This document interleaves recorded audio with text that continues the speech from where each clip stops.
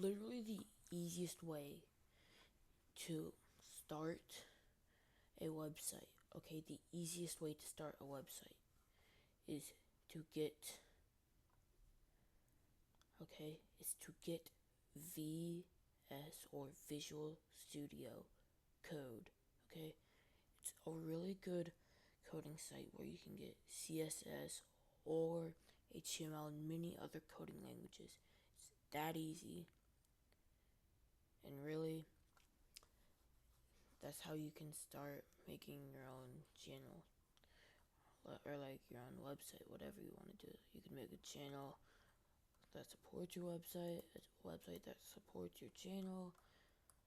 And yeah, if you're on Windows, if you hit Control and the forward slash, not forward slash, whatever this is, whatever this slash is, you hit Control and one of these guys is that you can actually create a note.